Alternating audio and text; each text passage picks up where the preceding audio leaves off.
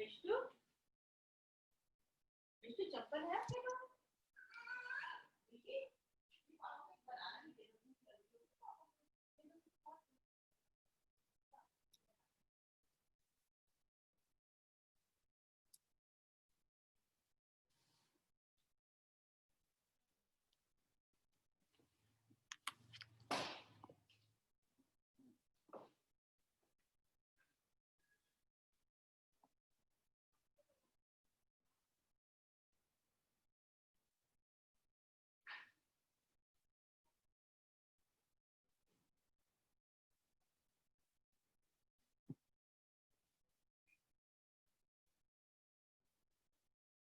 ॐ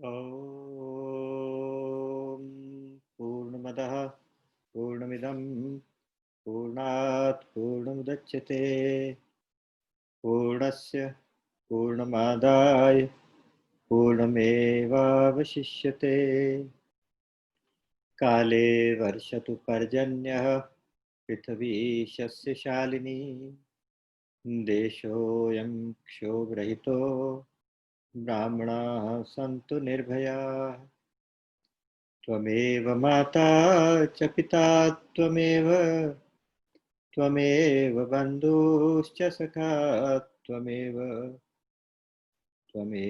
विद्या द्रविणं त्वमेव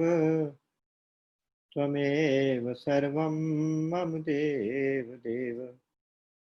सर्वे भवन्तु सुखिनः सर्वे सन्तु निरामयाः सर्वे भद्राणि पश्यन्तु मा कश्चित् दुःखभाग् भवेत् न त्वहं कामये राज्यं स्वर्गं न पुनर्भवम् कामये दुःखतप्तानां प्राणिनामार्तनाशनम् वंशी विभूषितकरान्नवनीरदाभात् पीताम्बरादरुणबिम्बफलाधरोष्ठात् पूर्णेन्दुसुन्दरमुखादरविन्द्रनेत्रात् कृष्णात् परं किमपि तत्त्वमहं न जाने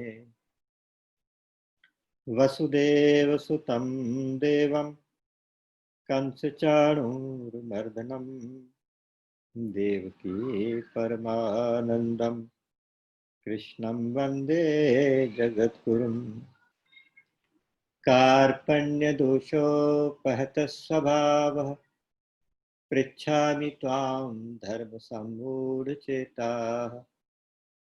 यच्छ्रेयस्यान्निश्चितं ब्रूहि तन्मे शिष्यस्तेऽहं शाधि मां त्वां प्रपन्नम् कृष्णाय वासुदेवाय हरये परमात्मने गणतक्लेशनाशाय गोविन्दाय नमो नमः सच्चिदानन्दरूपाय विश्वोत्पत्त्यादिहेतवे तापत्रय विनाशाय श्रीकृष्णाय वयं नमः प्रपन्नपारिजाताय स्तोत्रवेत्रैकपाणिये ज्ञानमुद्राय कृष्णाय गीतामृतदुहे नमः। बोलिए गीता गोपाल की जय, सच्चिदानंद भगवान की जय। राम।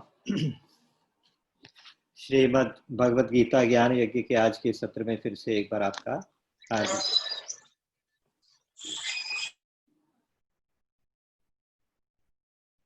क्षण भंगुर जीवन की कलिका कल प्रात को जाने खिली न खिली मलयाचल की शुचि शीतल मंद सुगंध समीर चली न चली कलिकाल कुठार लिए फिरता तन नम्र है चोट झिली न झिली रटले हरि नाम अरी रसना फिर अंत समय तू हिली ना हिली।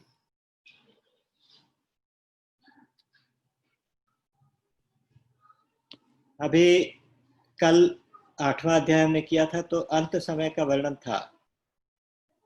उसमें कैसे अंत समय में भगवान याद आए, इस बात की चर्चा थी। तो उसमें तो बस वही है कि जितनी जल्दी स्टार्ट हो सके उतनी जल्दी भजन करना स्टार्ट कर देना चाहिए। बाद में पता नहीं हो सके कि नहीं हो सके, तो इसलिए जितनी यंग जनरेशन्स सत्संग से जुड़े उतना अच्छा, जितनी जल्दी जुड़े उतना अच्छा, जितनी जल्दी भजन करें उतना अच्छा। एक श्लोक होता था, यावत स्थावरम इदम कलेवर गृहम यावच्च दूरे चरा। जब तक ये शरीर है, जब तक अभी वृद्धावस्था दूर है, यावच्च इंद्रिय शक्ति अप्रतिहता, जब तक इंद्रियों की शक्ति अभी ठीक ठाक है, यावच्च क्षयो नायुषः, जब तक आपकी आयु है, तब तक भगवान का भजन शुरू कर देना चाहिए।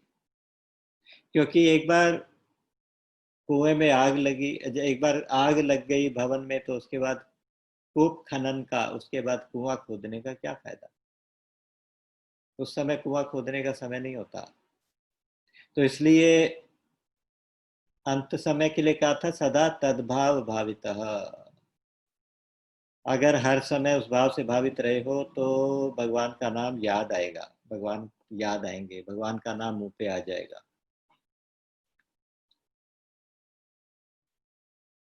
और 7th चैप्टर ज्ञान विज्ञान योग हमने पढ़ा था।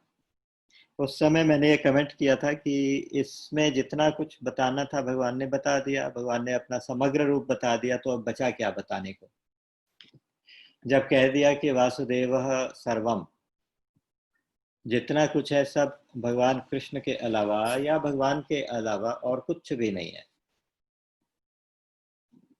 भगवान ने कहा, मत्तः परतरम नान्यत् किंचिद अस्ति धनंजय। सब में भगवान है, सब जगह भगवान है, सब कुछ भगवान में है, और सब भगवान ही भगवान है।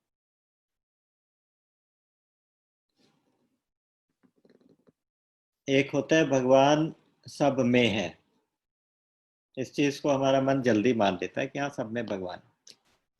दूसरा ये रहता है कि भगवान सब जगह पे है, और तीसरा ये होता है कि हम सब भगवान में ही है। एक भगवान ही तत्व है, परमात्मा तत्व है, जिसके अंदर हम सब हैं।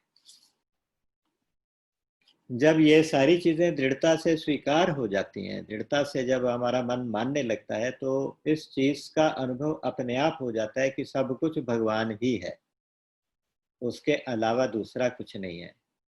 और यही वाली जो फीलिंग है, ये जो अनुभव है कि सब कुछ भगवान ही है, इस अनुभव का नाम है ज्ञान विज्ञान।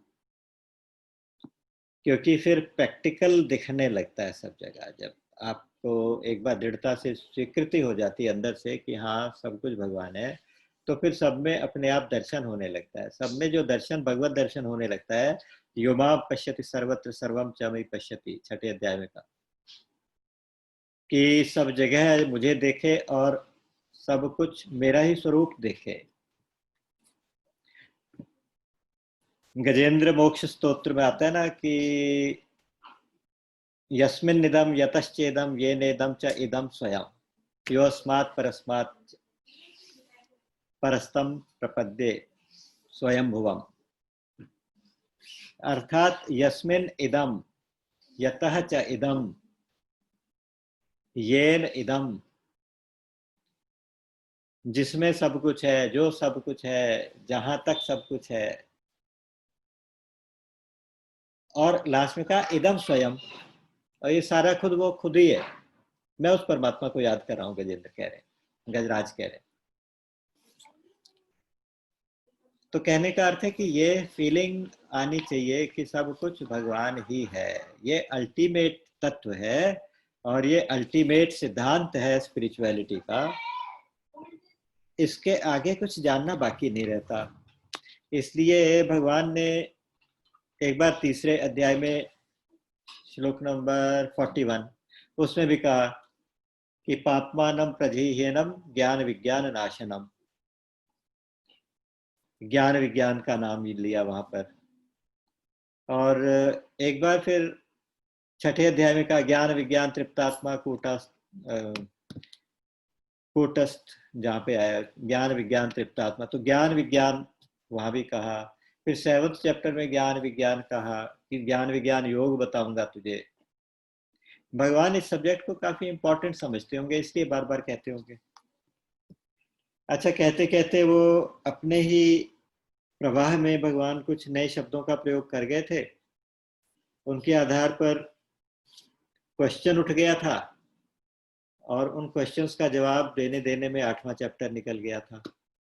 7th चैप्टर के लास्ट में कुछ क्वेश्चंस उठे थे, जब 6 शब्द आ गए थे 8वें चैप्टर में, वो शब्दों के क्वेश्चन उठे और एक अंतकाल का क्वेश्चन उठा कि आप अंतकाल में कैसे जानने में आओगे।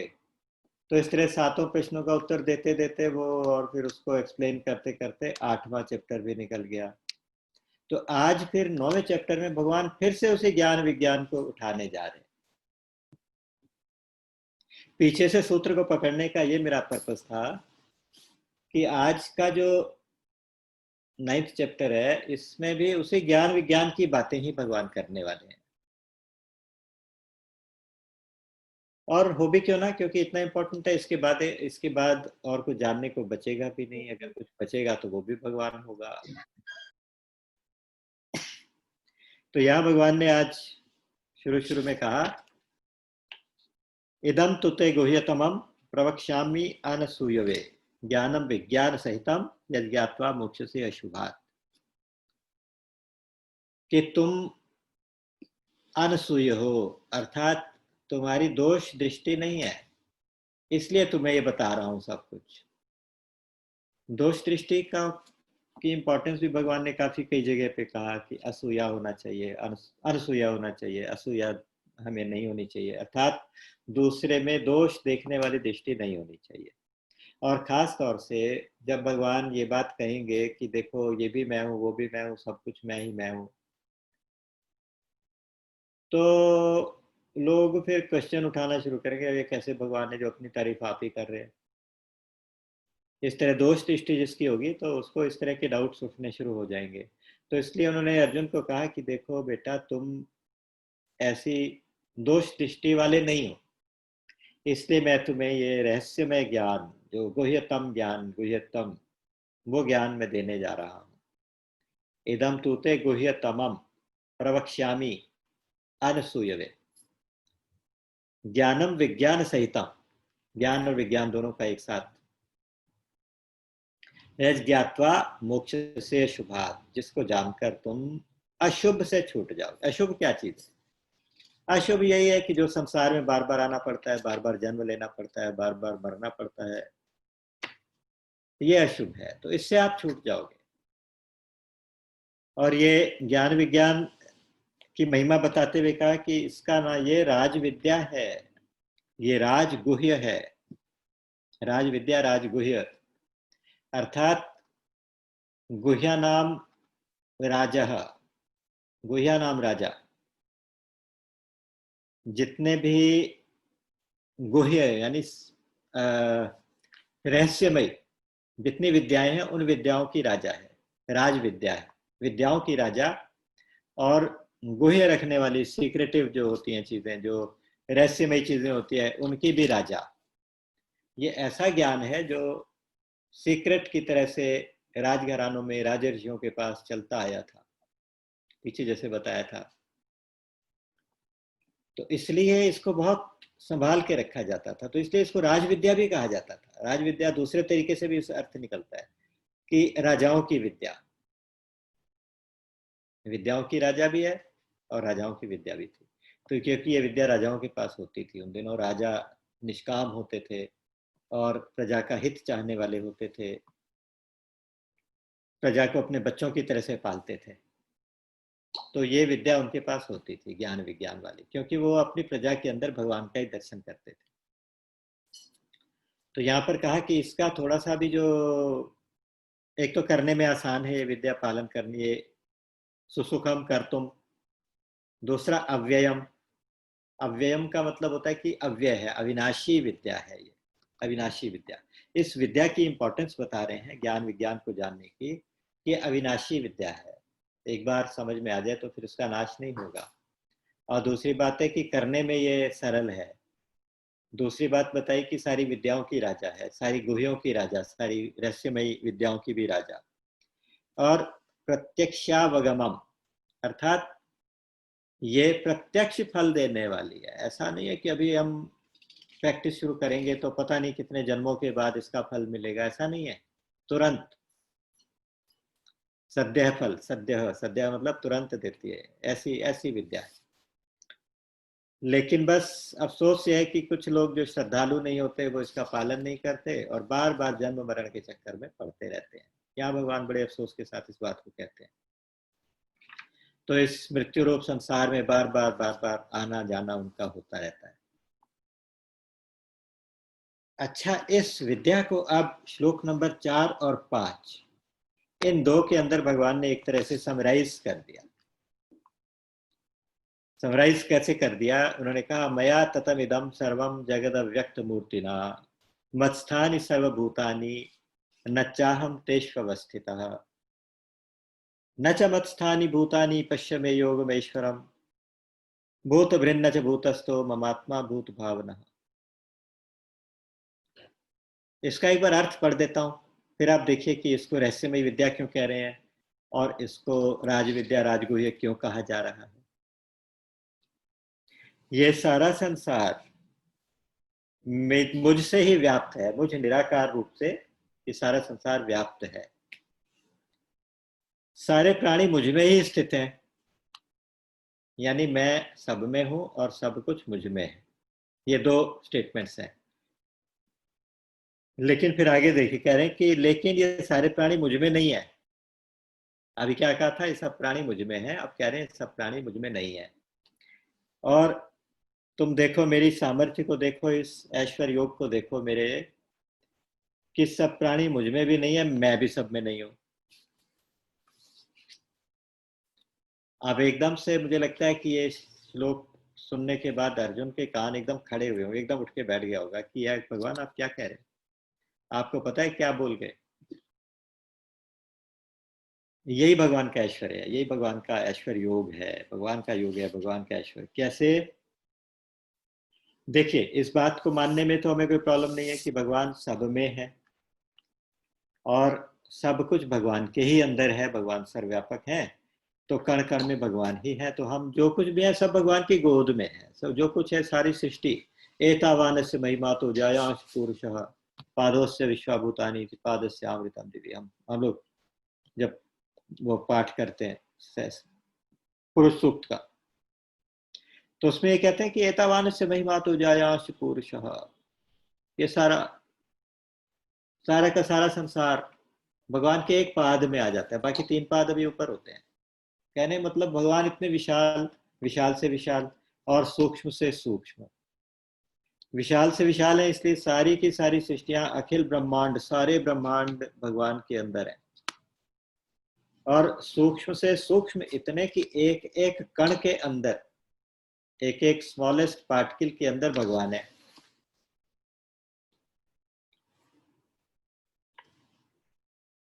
तो इसको आप ध्यान से देखिए कि इतने सूक्ष्म है, अणोरणीयान सब इतने सूक्ष्म है, महतो महियान हमारी वो इतने बड़े से बड़े भी हैं कि सब कुछ भगवान के अंदर है और सब भगवान के अंदर है और भगवान सबके अंदर है। ये बात क्लियर समझ में आती है। लेकिन भगवान अब ये क्यों कह रहे हैं कि मैं इन सब में नहीं हूं और ये सब मुझ में नहीं है? ये तत्व की बात है, ये रहस्यमयी बात है, ये विज्ञान है। कैसे?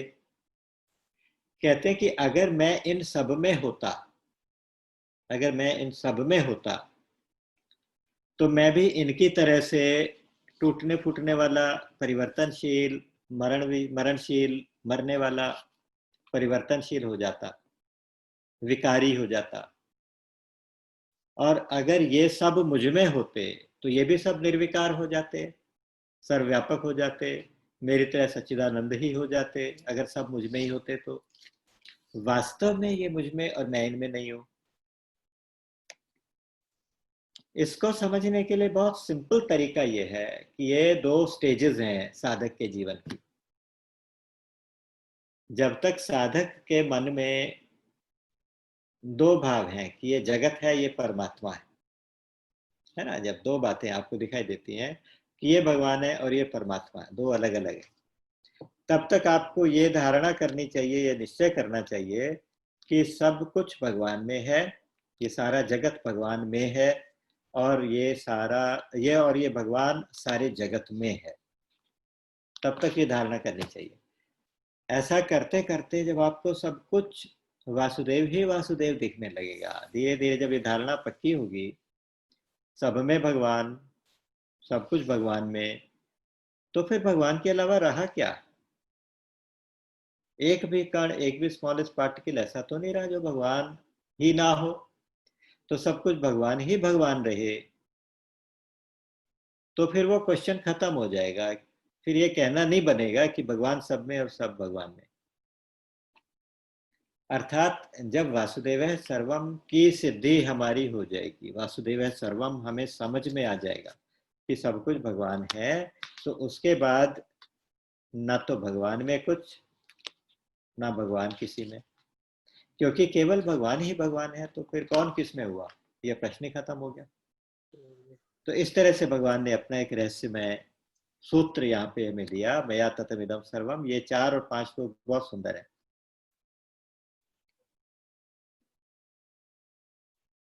इनके साथ मेरी छोटी सी याद जुड़ी हुई है। मैं स्वामी रामसुदास जी के दर्शन करने गया था, बहुत प्यार से उन्होंने बहुत प्यार से बिठाया, बहुत प्यार से आशीर्वाद मिला। तो कहते हैं कि कोई गीता की कोई रहस्यमय बात कुछ पूछ लो, कुछ गीता की कुछ बात पूछ लो। अब मुझे कुछ समझ में नहीं है, मैंने कहा जी मुझे आप 9वें अध्याय का 4था 5वां श्लोक एक्सप्लेन कर दीजिए। तो बोले अच्छा वो तुम्हें समझ में नहीं आया? मैं भी बेवकूफ, मैंने कहा कि हाँ समझ में तो है, लेकिन आपके श्रीमुख से सुनना चाहता हूँ। तो एकदम से कहा नहीं नहीं नहीं ऐसे नहीं, अगर तुम्हें आ गया तो नहीं तो जाओ साधक संजीवनी पढ़ो, उसमें पढ़ के आओ फिर मुझे बताओ। अब मैंने कहा जो तो मैंने पढ़ी है।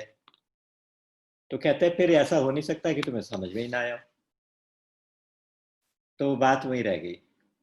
तो यहाँ वो बात आ जाती है कि संतों से कैसे प्रश्न करना चाहिए, वो मुझे नहीं आता था कि कैसे प्रश्न करना चाहिए। आप कैसे तद विधि प्रणिपातेन परिप्रश्नेन सेवया, परिप्रश्न किस तरह से होते हैं, वो भी एक कला होती है कि जिससे संत कुछ बोले, संत कुछ बताए।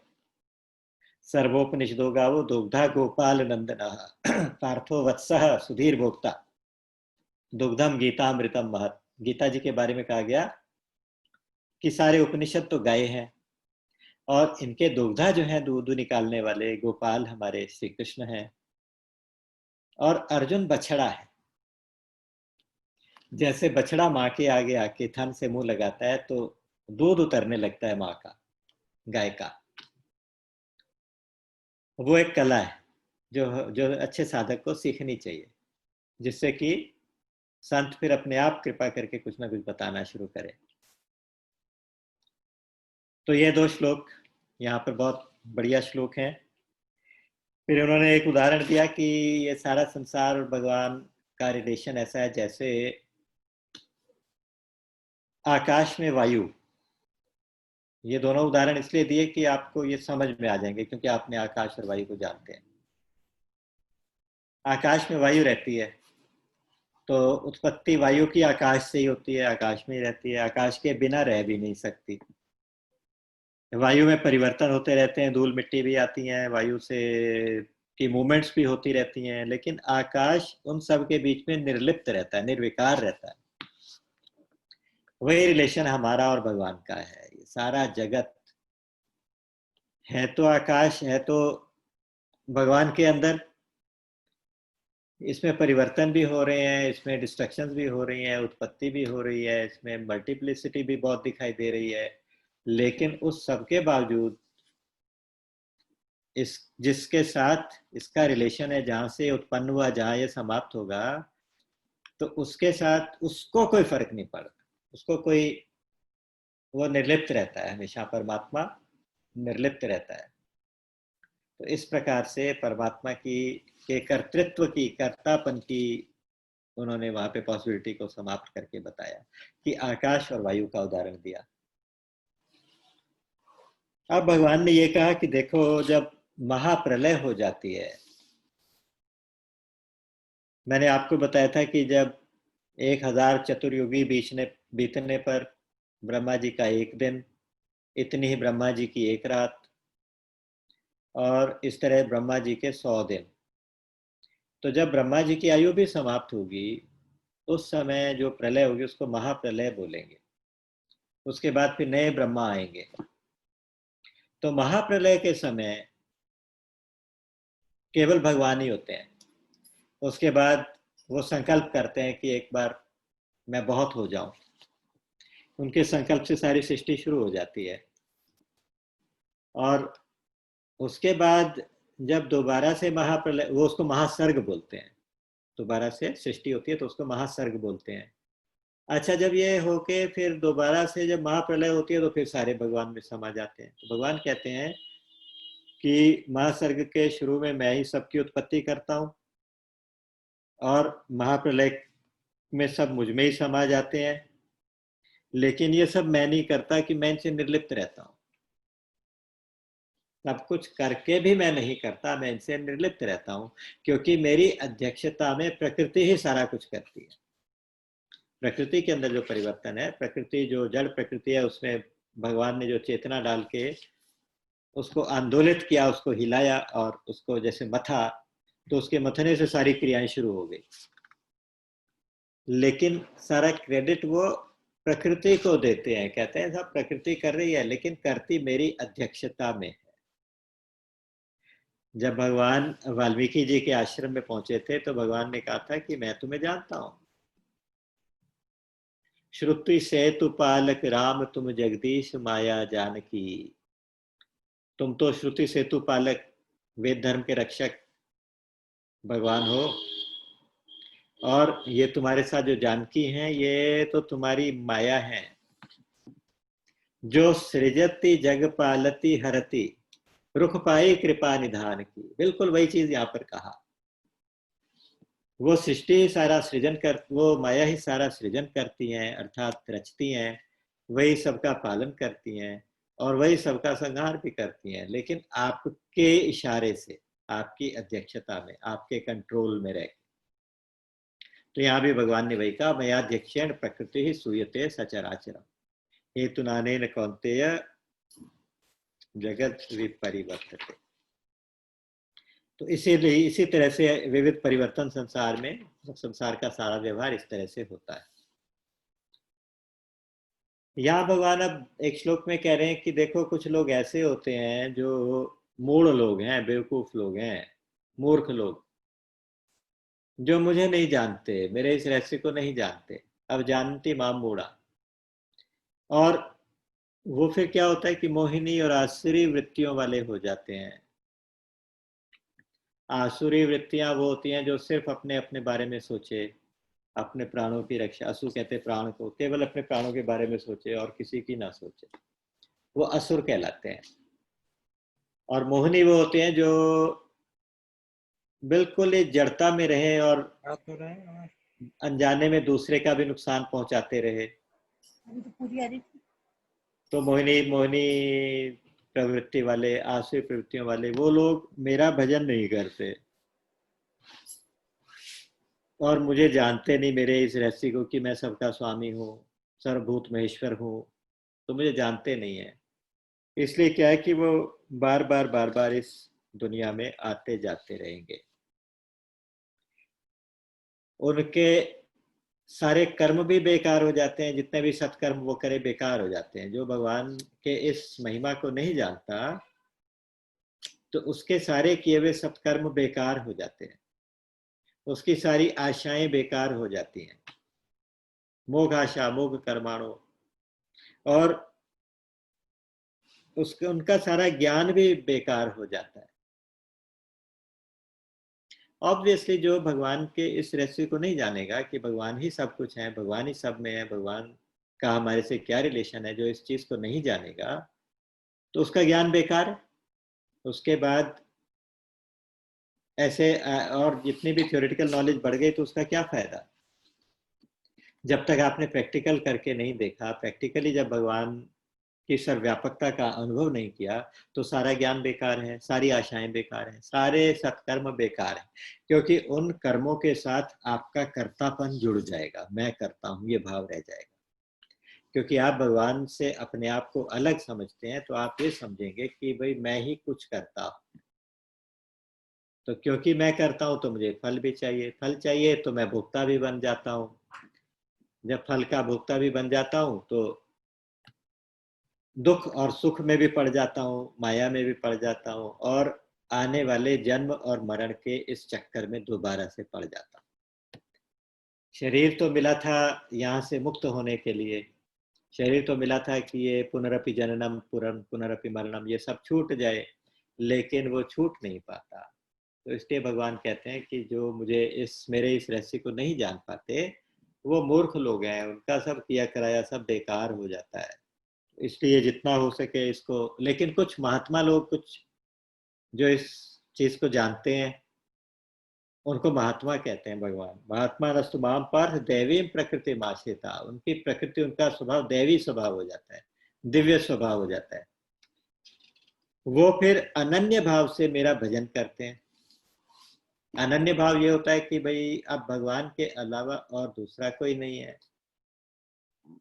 अनन्यता के कई भाव हैं। अनन्यता तो यह है कि मेरे लिए तो सिर्फ एक भगवान है, मुझे अगर कुछ चाहिए होगा तो भगवान से मांगूंगा, अगर कुछ देना होगा तो भगवान को दूंगा, अगर रूठना होगा तो भगवान से रूठूंगा, मनाना होगा तो भगवान को मनाऊंगा, शिकायत करनी तो भगवान से ही करनी, और अगर धन्यवाद करना तो भगवान को ही करना, कुछ पाना भी उसी से, कुछ देना भी, लेना भी, सब कुछ उसी से में व्यवहार रहेगा। एक ये है अनन्यता। इसी का विस्तार दूसरे तरीके से करें कि मेरा हर देना, हर लेना, मेरा जितना भी व्यवहार, सांसारिक व्यवहार है, जिसके भी साथ हो रहा है वो भगवान है। हर एक के अंदर मैं भगवान का दर्शन कर रहा हूं, तो मेरा सारा व्यवहार भगवान के साथ ही हो रहा है, क्योंकि भगवान के अलावा दूसरा कोई हो ही नहीं सकता। वासुदेव है सर्वम। तो इसलिए ये भी अनन्यता है, ये बेटर वाली अनन्यता है। ज्ञानियों की भी अनन्यता होती है। ज्ञानियों की अनन्यता होती है कि एक ब्रह्म ही ब्रह्म है, ब्रह्म के अलावा दूसरा कोई नहीं है। एको ब्रह्म द्वितीयो नास्ति, एक में वा द्वितीय, सो में दमग्र मासीत, एक में वा द्वितीयम। श्रुतियां कहती हैं, वेद कहते हैं कि एक ही तत्व है, दूसरा और कुछ है ही नहीं। अहमेवा समेवाग्रे नान्यद सत सत्परम, ब्रह्म ही वेदम जगत सर्वम। कहने का अर्थ है कि केवल एक ब्रह्म के अतिरिक्त दूसरा कोई ना रहे, मैं भी ना रहूं, मैं नाम की कोई चीज भी ना रहे, केवल ब्रह्म ही ब्रह्म रहे, उसका नाम भी अनन्यता है। लेकिन यहाँ पर जिस अनन्यता की बात हो रही है वो भक्ति भाव वाली अनन्यता की, क्योंकि ये भक्ति का प्रसंग चल रहा है। तो यहाँ पर उन्होंने पहले, भक्ति से पहले इतना विवेक जरूर जागृत होना चाहिए कि भगवान के अलावा दूसरा कोई नहीं हो सकता। इस विवेक के साथ जो भक्ति की जाती है, वो जो अनन्यता होती है, वो सर्वोत्तम अनन्यता है। और उस अनन्यता के बाद, उस एकत्व के बाद, उस अद्वैत के बाद पूजा के लिए जो भगवान से बातचीत करने के लिए जो कल्पित द्वैत आता है ना, वो अद्वैत से भी ज्यादा सुंदर होता है। एक कल्पना की जाती है कि मैं भगवान से प्रार्थना कर रहा हूं, अंदर से मैं जानता हूं कि मैं और भगवान दो नहीं है, लेकिन अपने आनंद की वृद्धि के लिए मैं भगवान से प्रार्थना कर रहा हूं, मैं भगवान से कुछ मांग रहा हूं, भगवान को कुछ दे रहा हूं, भगवान को भोग लगा रहा हूं। तो ये जो भाव रहता है ये वास्तविक अनन्यता वाला भाव, उस भाव के बाद जो द्वैत, जो दो वाली फीलिंग आती है, भक्त्यर्थम कल्पितम द्वैतम अद्वैतादपि सुंदरम, भक्ति के लिए किया गया भक्ति के लिए किया गया द्वैत, मतलब दो, भक्त और भगवान, दो की कल्पना, वो अद्वैत से भी ज्यादा सुंदर होती है। लेकिन ये इस बात को भूलना नहीं है कि ये कल्पित है, ये भी कल्पना है। हम दो हैं ही नहीं। राधा और कृष्ण दो हैं नहीं, दो नहीं है। राम और सीता दो नहीं है, एक ही तत्व है जो दो रूपों में आनंद की वृद्धि करने के लिए लीला कर रहा है। बस ये ध्यान रखना होता है। तो यहाँ पर कहा कि जो दैवी प्रकृति वाले लोग हैं वो अनन्य भाव से मेरी उपासना करते हैं और मेरा भजन करते हैं और मुझे अव्यय अविनाशी जानते हैं। सततम कीर्तयन्तो माम यतन्तश्च दृढ़व्रता नमस्यन्तश्च माम भक्त्या नित्युक्ता उपास्ते, वो निरंतर मुझे लगे हुए मेरा ही भजन करते हैं। और बहुत से लोग होते हैं कि ज्ञान यज्ञ से मेरी पूजा करते हैं, बहुत से लोग एक ही भाव से मेरी पूजा करते हैं, हम एक ही हैं, भगवान और मैं एक हैं, इस भाव से। और कई लोग बहुत रूपों में मेरा दर्शन करते हैं। कहने का अर्थ है कि कई कई तरह के साधन हैं, कई कई तरह की विधाएं हैं, लेकिन सब तरह से जब अलग अलग जगह पे भगवान को, जब भगवान और खुद को एक ही देखा जाए या ज्ञान की बात की जाए, वो भी अनन्यता होती है। तो कहने का अर्थ है कि किसी भी तरह की अनन्यता हो, बस याद रखना है श्लोक नंबर 16 से 19 के बीच में जो बातें कही हैं। यहाँ पे फिर उसी सिद्धांत को एक बार दोबारा से मोहर लगा रहे हैं। अहम क्रतुरहम यज्ञम स्वधाहम अहम औषधम मंत्रो अहम अहमेवाज्यम अहम अग्निर अहम हुतम पिताहमस्य जगतो माता धाता पितामह वेद्यम पवित्र ओंकार ऋक्साम यजुरेव च। ये भगवान की झांकी है जो इस नौवें अध्याय में आपने दर्शन करनी है। ये भगवान की झांकी है। दो तरह के यज्ञ होते हैं, एक तो स्मृतियों के अनुसार होते हैं, एक वेदों के अनुसार होते हैं। तो स्मार्त यज्ञ और वैदिक यज्ञ बोलते हैं। एक को क्रतु बोलते हैं, एक को यज्ञ बोलते हैं। वैदिक को क्रतु बोलते हैं और जो स्मार्त विधि से किया जाए उसको यज्ञ बोलते हैं। और जो पितरों के लिए जितने भी कर्म किए जाएं उनको स्वधा बोलते हैं। चाहे क्रतु हो, यज्ञ हो, स्वधा हो, उसमें किया जाने वाला जो हवन है, उसमें किए जाने वाली जो भी क्रियाएं हैं, और जिस चम्मच से उठा के आप भगवान को उसमें यज्ञ में आहुति डाल रहे हैं, जो आहुति डाल रहे हैं, जो डालने वाला है, वो सब ब्रह्म है। मंत्र भी ब्रह्म है, वो सब कुछ वही है। भगवान कह रहे वो सब कुछ मैं ही हूँ, जो कुछ है वो सब मैं ही हूँ, मेरे द्वारा मेरी पूजा मेरे ही तरीके से हो रही। तो हर क्रिया में देखिए, ये केवल यज्ञ की बात ऐसा नहीं कि हवन करे तो हवन करते समय ये ध्यान है, हर समय ये याद रखना है कि इस समय जो क्रिया हो रही है, इस समय मैं बोल रहा हूं, आप लोग सुन रहे हैं, तो ये बोलने वाला भी वही है, सुनने वाला भी वही है। बोलने में जो शब्द आ रहे हैं वो भी ब्रह्म है, और जो वाणी आवाज निकल रही है वो भी ब्रह्म है, जो आर्टिकुलेशन है वो भी ब्रह्म है, जो मूवमेंट्स है वो भी ब्रह्म है। सुनने वाले भी ब्रह्म है, सुनने वाले के कान, सुनने वाले की सुनने की शक्ति, इंद्रियां, सब कुछ ब्रह्म ही ब्रह्म है। तो ये परमात्मा को आप उनको कृष्ण कहो, वासुदेव कहो, ब्रह्म कहो, सब एक ही तत्व है। बस ये याद रखने की चीज। तो ये चीज उन्होंने 16 से लेकर 19वें श्लोक में ये बात बताई। अब 20 और 21 श्लोक में दो बात और बड़ी सुंदर कही है। उन्होंने कहा कि कई बहुत से लोग वैदिक अनुष्ठान करके सकाम यज्ञ करते हैं, पूजा करते हैं, हवन कर, इस तरह की चीजें सकाम करते हैं। काम, सकाम का मतलब कामना के सहित करते हैं, कुछ ना कुछ चाहने के लिए, कर्म फल चाहने के लिए। तो वो भी ठीक है, लेकिन उनके जो वो उस कर्म के बाद तेतम भुक्त्वा स्वर्ग लोकम विशालम क्षीणे पुण्य स्वर्ग लोकम विशंति, कहते हैं कि जैसे, मैं आपको इसका श्लोक बताता हूँ कि तीनों वेदों में जो सकाम अनुष्ठान बताए गए हैं, सकाम अनुष्ठान जितने भी वेदों में जो बताए गए हैं उनको करने वाले, सोमरस को पीने वाले, जो उनकी विधि विधान से सारा यज्ञ वगैरह करने वाले और अपने यज्ञ के फलस्वरूप स्वर्ग को चाहने वाले लोग हैं, स्वर्ग चले जाते हैं, ठीक है, उनको भी फल मिल जाता है उसका। लेकिन जब उनके पुण्य खत्म हो जाते हैं, क्षीण हो जाते हैं, कमजोर पड़ जाते हैं, तो फिर उनको फिर वापस यहाँ पर आना पड़ता है। तो उनको उन्होंने कहा काम कामा, ऐसे लोगों को कहा काम कामा, यानी कामनाओं से युक्त है और कामनाओं का ही स्वरूप हो गए, अब इच्छाओं का स्वरूप बन गए हैं। लेकिन दूसरे लोग क्या करते हैं, अनन्या चिंतयन्तो माम ये जनाः पर्युपासते तेषां नित्याभियुक्तानां योगक्षेमं वहाम्यहम्। ये बहुत इंपॉर्टेंट श्लोक 22वां श्लोक है। कहते कि अनन्या चिंतयन्तो, अनन्य भाव से मेरा चिंतन करते हैं और मेरी अच्छे प्रकार से पूजा करते हैं, माम पर्युपासते, ऐसे मुझ में नित्य रूप से हमेशा मुझ में ही लगे हुए लोगों को तेषां नित्याभियुक्ता नाम योगक्षेमं वहाम्यहम्, उनका मैं योग और क्षेम खुद वहन करता हूं, खुद ढोता हूं। योग और क्षेम क्या होता है? योग का मतलब होता है कि जो चीज नहीं मिली वो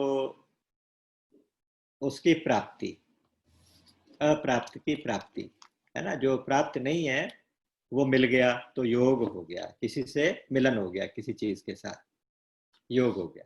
और क्षेम क्या हो गया? क्षेम उसकी रक्षा हो गई, यानी जो चीज साधक को चाहिए वो दिलाना भगवान की जिम्मेदारी, जो चीज भक्त को चाहिए वो दिलाना भगवान की जिम्मेदारी, ये योग भगवान की जिम्मेदारी, और फिर उसकी रक्षा करना वो भी भगवान की जिम्मेदारी। भगवान ने सारी जिम्मेदारी अपने ऊपर ले ली है, कहा मैं इस जिम्मेदारी को वहन करता हूँ, ढोता हूँ। वहन करना मतलब ढोना होता है अगर वर्ड मीनिंग देखा जाए तो। योग क्षेमम वहाम्यहम्। एक बहुत सुंदर कथा आती है। कहते हैं एक ब्राह्मण देवता थे, वो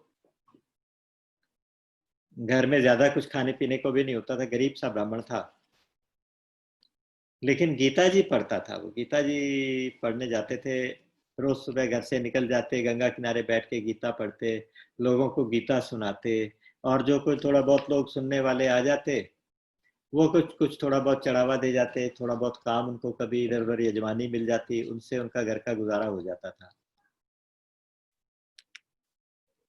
तो काफी टाइम से क्या था कि उनका काम चल नहीं रहा था, लोग ज्यादा आ नहीं रहे थे, तो घर में खाने पीने के लाले पड़े हुए थे, बिल्कुल अभावग्रस्त था, बहुत ज्यादा जीवन ऐसा हो गया था मुश्किल। तो उस उहापोह में रहते थे, फिर भी उठ के सुबह रोज गंगा किनारे चले जाते पूजा करने, गीता पढ़ने।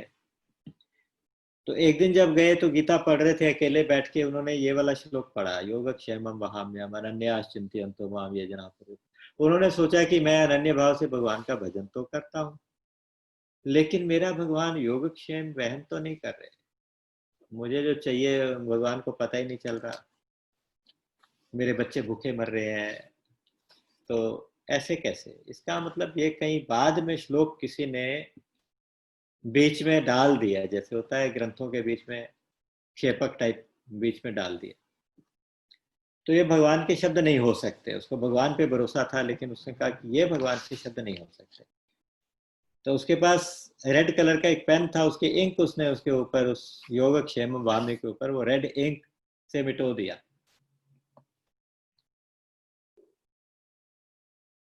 जैसे उसने किया तो उधर भगवान ने भाव समझ लिया। भगवान एक छोटे से बालक का रूप धारण करके और एक छोटा सा ठेला लेके ना, ठेले के ऊपर बहुत सारा आटा चावल दाल खाना पीना इतना सारा सामान लेके वो उनके घर पहुंच गए। अभी पंडित जी नहीं पहुंचे थे, वो उनके घर पहुंच गए। घर पहुंच के पंडिताइन से बोला कि गुरु माता आपको मैं प्रणाम करता हूँ, और आप गुरुजी ने आपके लिए सामान भेजने को कहा था। बोले कौन गुरुजी? वो कहते पंडित जी मेरे गुरुजी हैं। तो बोले कि उन्होंने तो आज तक कभी चेला बनाया नहीं। तो कहते नहीं आज ही बनाया है। अच्छा, और आज ही तुम्हें इतना भारी काम दे दिया, तुम छोटे से इतने सुंदर से बालक हो, इतने कोमल कोमल, देख के बड़ा प्यार आ रहा था पंडिताइन को, और तुम्हें उन्होंने ये इतना भारी काम दे दिया कि सामान दे के आओ। तो मैं ऐसे नहीं रख सकती जब तक पंडित जी खुद नहीं कहेंगे अभी आने वाले होंगे, आप थोड़ी देर वेट करो। तो बालक ने कहा नहीं कर सकता, मुझे दोबारा अभी जाना है वापस, मैं अभी थोड़ी देर में आ जाऊंगा, आप ये सामान रख लो, अभी मैं यहाँ रख जाता हूँ, उसके बाद आप रख लेना, बाद में रख लेना, पंडित जी से पूछ के रख लेना, जब पंडित जी आ जाएंगे, गुरु जी आ जाएंगे। तो पंडिताइन ने कहा चलो कोई बात नहीं, रख दो। लेकिन चलते चलते उसने देखा कि बच्चे के यहाँ मुंह में से साइड में से खून निकल रहा था। उसने कहा कि ये क्या हुआ बेटा, तुम्हें ये क्या हुआ है? एकदम से प्यार से उसे पूछने लगी। कहते कुछ नहीं माता जी, आज गुरुजी मुझसे गुस्सा हो गए थे, उन्होंने यहाँ पे मुझे मार दिया, यहाँ कट लग गया। भगवान की वाणी पे, भगवान के मुख पे कट लग गया, वहां से ब्लड आ रहा।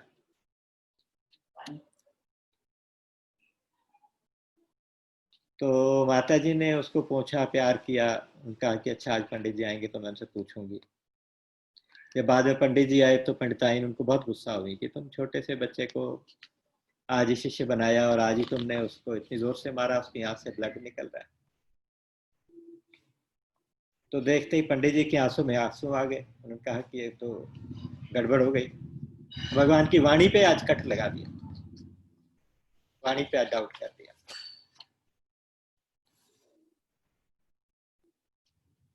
तो अब पंडित और पंडिताइन रोते रहे कि अब बच्चा आएगा तो तभी हम ये सब कुछ खाएंगे इसमें से, तब तक नहीं, तब तक हम खाएंगे भी नहीं। सारी रात बैठे भगवान को याद करते रहे, करते रहे, करते रहे। फिर अचानक भगवान प्रकट हुए, वो बच्चा वापिस आया, तो उनके साथ बैठ के उन्होंने प्रसाद पाया। तो जिनको भरोसा होता है उनका योगक्षेम भगवान वहन करते ही हैं, उसमें कोई डाउट वाली बात कभी भी होनी नहीं चाहिए, कभी भी नहीं होनी चाहिए। चाहे कैसी भी परिस्थिति आए, अगर भगवान कुछ दे रहे हैं तो वो भी उनका योग वहन करना हुआ, और नहीं दे रहे हमारी भलाई में ही करेंगे जो कुछ करेंगे, नहीं दे रहे तो वो भी उनका योग वहन करना ही हुआ। तो भगवान हमारा योगक्षेम वहन करते हैं। ये श्लोक हमेशा दिल के अंदर तक उतरना चाहिए। फिर भगवान कहते हैं कि देखो कुछ लोग अन्य अन्य देवताओं की उपासना करते हैं, ये सारे सब्जेक्ट 7वें चैप्टर में भी कवर कर चुके हैं।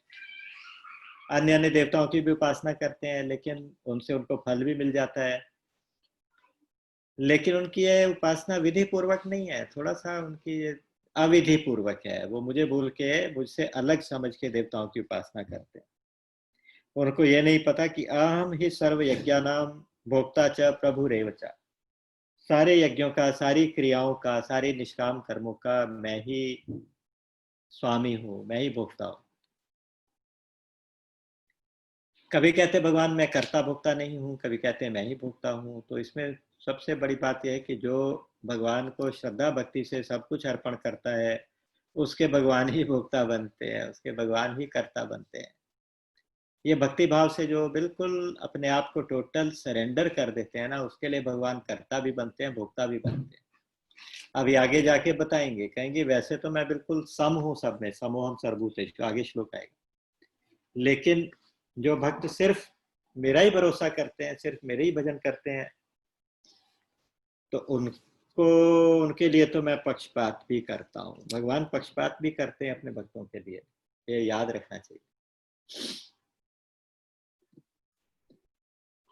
एक श्लोक है 26 और 27, ये भी दो बहुत सुंदर श्लोक हैं। 26वां श्लोक है, पत्रम पुष्पम फलम तोयम यो मे भक्त्या प्रयच्छति तदहम भक्त्युप्रतम अश्नामि प्रयतात्मना। कोई मुझे श्रद्धा भाव से, प्रेम से, केवल एक पत्ता, एक फूल, एक जल और कोई फल, कोई भी चीज अगर प्रेम से मुझे दे देता है तो मैं प्रत्यक्ष प्रकट होकर भी उसका स्वीकार कर लेता हूँ, खा लेता हूँ। मेरी भक्ति कोई मुश्किल नहीं है, भगवान ये बताना चाहते हैं कि ये वाली भक्ति जिसमें भगवान सारा योगक्षेम आपका वहन करने लगे, उसके लिए भगवान को कुछ भी आपसे नहीं चाहिए। भगवान सर्व समर्थ है, उनके पास सब कुछ है, उनको आपसे कुछ चाहिए नहीं, लेकिन हाँ प्रेम की भूख तो भगवान में है, प्रेम तो जरूर चाहिए, और प्रेम के अलावा और कुछ भी नहीं चाहिए। गुरु गोविंद सिंह जी ने वाणी में लिख दिया था, जिन प्रेम कियो तिन ही प्रभ पाए। जिन्होंने प्रेम किया उनको ही भगवान मिले हैं। तिन भी नहीं लिखा, तिन ही। जिन प्रेम कियो तिन ही फल, तिन ही प्रभ पाए। रामचरितमानस में आता है, राम ही केवल प्रेम प्यारा। राम को केवल प्रेम प्यारा है, बस जान ले सो जान निहारा। एक जगह भगवान रामचरितमानस में लिखा है कि जो उमा जोग जप दान तप, नाना मख व्रत नेम, राम कृपा नहीं करहि तस जस निष्केवल प्रेम।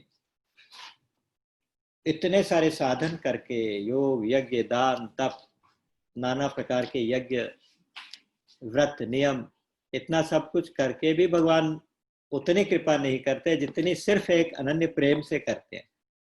जो उनसे प्रेम करता है तो प्रेम पूर्वक कोई उनको पत्ता दे दे। द्रौपदी की कहानी आपको मालूम है, जब पांडव लोग वनवास में थे तो दुर्योधन उनको परेशान तो करता रहता था। एक बार दुर्वासा मुनि उनके पास, दुर्योधन के पास आए, उन्होंने खूब स्वागत सत्कार किया और चलते चलते प्रार्थना की कि हमारे भाई लोग यहाँ वन में पास में विराजते हैं, तो आप उनको जरूर कृतार्थ करें, आज आप दोपहर का भोजन उनके यहाँ कर लें। मतलब उनकी तरफ से खुद इनवाइट कर दिया। और दुर्वासा जी के पास कहते हैं उस समय बहुत सारे शिष्य साथ में थे, हजारों शिष्य साथ में थे। तो उन्होंने कहा कोई बात नहीं, अगर वो मुझे इतना याद करते हैं तो आज मैं वहां चला जाऊंगा। तो वहां जाके उन्होंने कहा कि भाई हम पांडव लोग तो चले गए थे, खाना खा चुके थे वो लोग, और उनके पास, द्रौपदी के पास एक अक्षय पात्र था। उसमें यह था कि जब तक उसमें से वो परोसती रहती थी तो वो पात्र कभी खाली नहीं होता था, उसमें जो कुछ भी बनाया जाए वो रख लेते थे, और उसमें से चाहे जितने लोग खा जाए। लेकिन लास्ट में द्रौपदी उसमें से प्रसाद पाती थी, तो जब द्रौपदी प्रसाद पाती थी तो वो खाली हो जाता था। तो अक्षय पात्र तो था, लेकिन वो सब भोजन कर चुके थे और द्रौपदी भी भोजन कर चुकी थी, बर्तन तो मांज के रख दिया था। अब जब दुर्वासा जी वहां पे आए, उन्होंने कहा कि हम अभी जरा गंगा स्नान करके आते हैं और अभी आपके पास आएंगे, हम भोजन पाएंगे, सब लोग प्रसाद पाएंगे।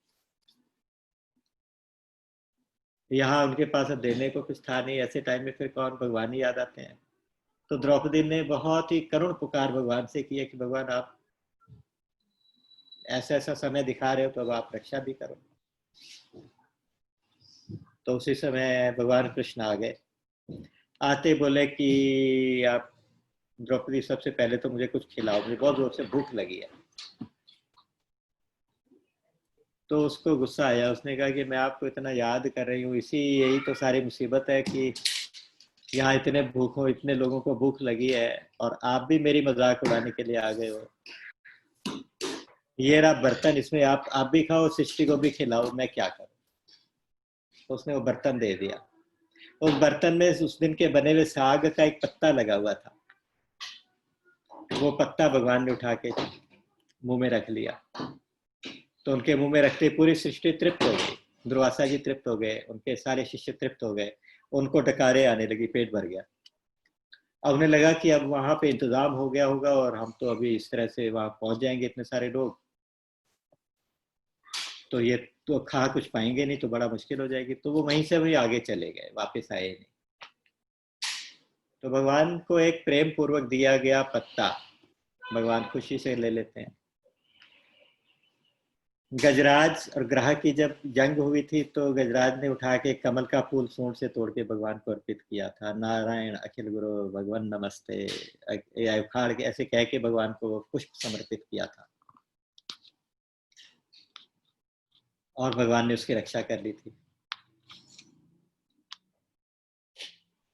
शबरी ने फल खिलाए थे तो उसके फलों को तो पता नहीं कब तक याद करते रहे।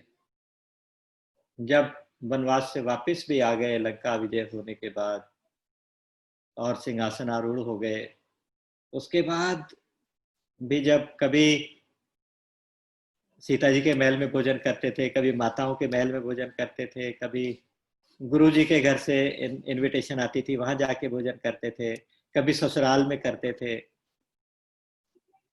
तो जब वो पूछते थे भोजन कैसा बना, तो भगवान कहते कि घर गुरु गृह प्रिय सदन सासुरे, जब जह भई पहुनाई, तह तब तह कही, शबरी के फलन की रुचि माधुरी ना पाई। शबरी के फल जैसा टेस्ट फिर नहीं आया कभी मुझे आज तक भोजन में, क्योंकि उसके अंदर इतना प्रेम भरा हुआ था। प्रेम तो यहाँ भी था, लेकिन उस प्रेम का कोई जवाब नहीं था। भगवान चीज नहीं देखते कि आप क्या चीज उनको दे रहे हो, लेकिन कितने प्रेम से दे रहे हो। विदुरानी ने तो केले के छिलके खिला दिए थे, केला छील छील के इतने प्रेम में मगन हुई थी कि वो केला फेंकती जा रही थी, छिलका भगवान को पकड़ाती जा रही थी।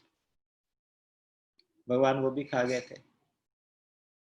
तो भगवान को केवल प्रेम प्यारा है, तो इसलिए उन्होंने कहा यद करोषि यद अश्नासी यद जुहोषि ददासी यद तपस्यसि कौन्तेय तत् कुरुष्व मदर्पण।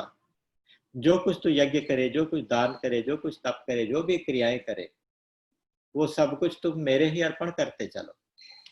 बस ये एक सूत्र है यहाँ पे ना, जो बहुत सारे सूत्र नवे अध्याय में निकलते हैं कि एक तो प्रेम भगवान को चाहिए, प्रेम के अलावा और कुछ भी आपसे नहीं चाहिए। और दूसरा वो कहते हैं कि आप जो कुछ भी करो, जो कुछ भी उत्तम कर्म करो, सब कुछ मुझे समर्पित करते चलो बस। और उसको मैं हमेशा स्वीकार करूंगा। तो ऐसे करने से क्या होगा कि शुभ और अशुभ कर्मों के बंधन से आप छूट जाओगे। शुभाशुभ फलेरैवं मोक्ष से कर्म बंधन। इस प्रकार से मोक्ष बंधन से आप मोक्ष हो जाएगा, कर्म बंधन से मोक्ष होता जाएगा।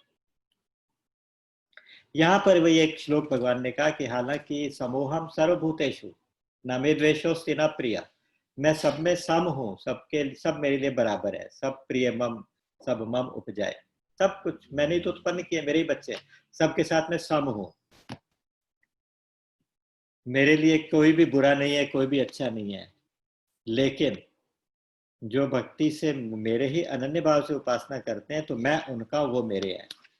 भगवान पक्षपात भी करते हैं, यहाँ पे ये मैं बता रहा हूँ।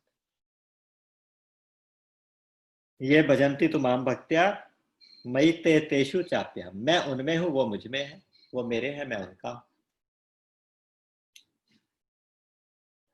ऐसे ही रामचरितमानस में एक जगह आया है, उनका कि यद्यपि सम नहीं राग न रोषु, गहहि न पाप पूर्ण गुण दोषु, तदपि करहि सम विषम बिहारा, भगत अभगत हृदय अनुसारा।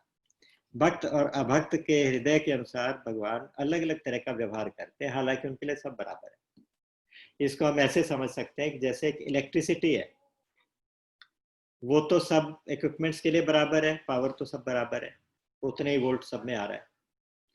लेकिन अगर उसमें हम हीटर लगाते हैं तो गर्मी आती है, कूलर लगाते हैं तो सर्दी आती है, पंखा लगाते हैं तो हवा आती है, बल्ब लगाते हैं तो लाइट आती है। व्यवहार अलग अलग कैसे होता है? क्योंकि इक्विपमेंट्स अलग अलग हैं। हमारे जो इक्विपमेंट्स हैं, हम उनमें क्या इन्वोक कर रहे हैं, भगवान की कौन सी शक्ति को इन्वोक कर रहे हैं, ये हमारे ऊपर डिपेंड करता है। तो इसलिए अगर हम भगवान को प्रेम देंगे तो प्रेम इन्वोक होगा, और भगवान हमारे थ्रू प्रेम के रूप में प्रकट होते हैं। तो इसलिए कहा कि जो भक्त मुझे ही भजन, मेरा ही भजन करते हैं, ये भजंती तो माम भक्त्या, भक्ति से मेरा भजन करते हैं, मई ते तेषु चाप्यहम, वो मुझ में है और मैं उनमें हूँ। आपी चेत सुदुराचारो भजते माम अनन्य भाग। यहाँ दो श्लोक भगवान ने कहे कि अगर कोई दुराचारी से भी दुराचारी, दुष्ट से भी दुष्ट, कभी अचानक उसमें चेंज आ जाए और वो मेरा भजन करने लगे, तो उसे साधु ही समझना चाहिए, उसे संत ही समझना चाहिए, क्योंकि उसने निश्चय कर लिया कि अब वो ठीक रास्ते पे चलेगा। निश्चय की सबसे ज्यादा महत्ता है कि आज से निश्चय कर लिया कि हम भगवान से प्रेम करेंगे, तो भगवान आपको अपना प्रेमी मानने लगते हैं। क्षिप्रम भवति धर्मात्मा, वो कहते तुरंत धर्मात्मा हो जाएगा, और उसको इतनी शांति मिलेगी, शांति के रूप में भगवान मिल जाएंगे। शाश्वत शांतिम निगच्छति, शाश्वत शांतिम निगच्छति। यहाँ पे बहुत सुंदर, एक हम सबके लिए एक बहुत सूत्र दिया भगवान ने, कौन्तेय प्रतिजानीहि न मे भक्तः प्रणश्यति, न मे भक्तः प्रणश्यति, न मे भक्तः प्रणश्यति। इसको 3 बार पढ़ो।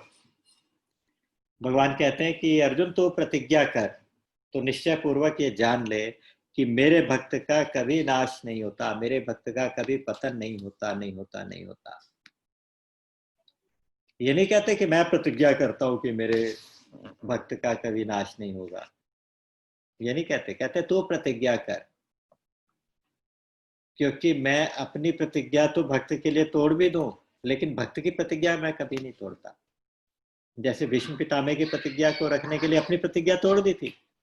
उन्होंने कहा था मैं शस्त्र नहीं उठाऊंगा, लेकिन एक दिन भीष्म ने प्रतिज्ञा कर ली थी कि आज अगर मैं भगवान से शस्त्र ना उठवा दूं तो मैं अपने माँ बाप का बेटा नहीं। जो न हरि सो शस्त्र कहाऊं, तोला जो गंगा जननी को, शांतनु सुत न कहाऊं। इतनी बड़ी प्रतिज्ञा कर ली थी। तो उसकी प्रतिज्ञा को रखने के लिए भगवान ने शस्त्र उठा लिया था, रथ का उठा के उसके पीछे भागे थे। तो यहाँ भी भक्त से कह रहे हैं कि तुम प्रतिज्ञा करो, तुम्हारी प्रतिज्ञा अटल हो जाएगी। बस पंक्ते प्रतिजानीहि ना मे भक्त प्रणश्यति, मेरा भक्त कभी गिरता नहीं, मेरे भक्त का कभी नाश नहीं होता। और लास्ट में 2 बातें कही हैं कि अगर कोई पाप योनि वाले, दुष्ट से दुष्ट, नीच से नीच लोग भी मेरा भजन करें तो भी वो मुझे प्राप्त कर लेते हैं। और फिर जो अच्छे साधक हैं उनका तो कहना ही क्या। अर्जुन को एक तरह से कह रहे तुम तो बहुत अच्छे साधक हो, तो अगर तुम मेरा भजन करोगे तो तुम्हें तो मैं मिल ही जाऊंगा, तुम्हारे ऊपर तो मैं कृपा कर ही रहा हूं, करता भी रहूंगा। तो ये सब कुछ 9वें अध्याय में भगवान ने आज कहा। और अंत के एक श्लोक में लास्ट चीज रखती, मन मना भव मद भक्तो मद्याजी माम नमस्कुरु मामे वैश्यसि युक्त्वैव आत्मानं मत्परायणः, कि तुम मेरे ही भक्त बन जाओ, मुझ में ही मन लगाओ, मेरी पूजा करो और मुझे ही नमस्कार करो। ऐसा करने से तुम मेरे परायण हो जाओगे और मुझे ही प्राप्त करोगे। तो इन शब्दों के साथ आज 9वें चैप्टर को यहाँ विराम देंगे। फिर जैसे हरी इच्छा होगी तो कल फिर 10वां चैप्टर इसके आगे चलाएंगे। और 9वें चैप्टर का ये आखिरी श्लोक एक बार यहीं से फिर लिंक लेते हुए आगे बढ़ेंगे। हरी इच्छा। राम अमित गुण सागर, थाह कि पावहि कोई, संतन सन जस किछु सुनेऊ, तुम्हें सुनायो सोई। बोलिए गीता गोपाल की जय, सच्चिदानंद भगवान की जय। राम।